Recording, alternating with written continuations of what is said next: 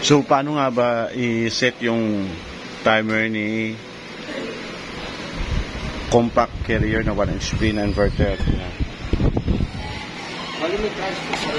So, dito, pindutin lang ito, yung timer, tapos nag-blink, press upper part. So, may nakikita tayong dot. So, activated na yung timer na yan. So, ayun.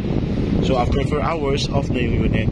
So, kung gusto naman natin na deactivate, pindutin ulit yung timer, press yung lower part. Yan. Twice, i-click yung 0. So, di ba wala na yung dot? So, deactivated na yung timer na yan. Tapos, sa remote naman, ito, bali oras to. So, pindutin yung on and off. Yan. So, yung clock, ito yung clock. Tusukin lang ng, yung sakto. Di ba? Yan, nagbi-blink. Press lang kung anong oras ngayon. So, yan. 9:15. So, press lang natin. Yung sa left side is oras. So, 24 hours to. So, 9. Ayan. Nagsobra.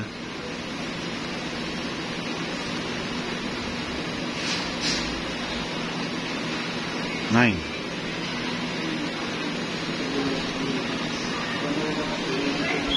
Yan. 15.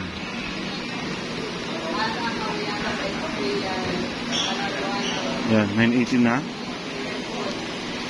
20 na nga. So, yan. Habang nabiblink siya, tusukin ulit yung clock.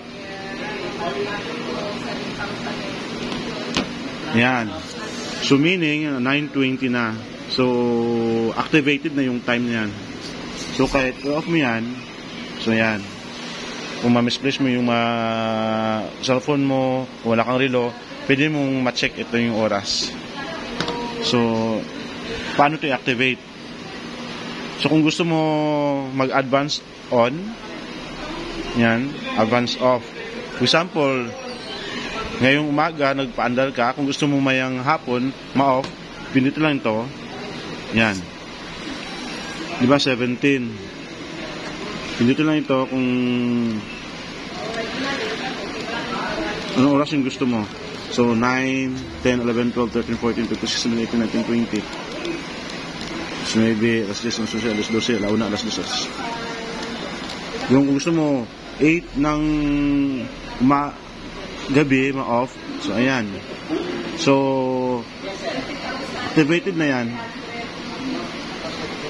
So, pindutin ulit habang nabiblink. So, ayan. 9:21 ngayon. So, mamayang alas 5, mag-o-off yan. Automatic. So, kung gusto natin deactivate, pindutin ulit. Tapos, yan. Ibalik na lang sa 00.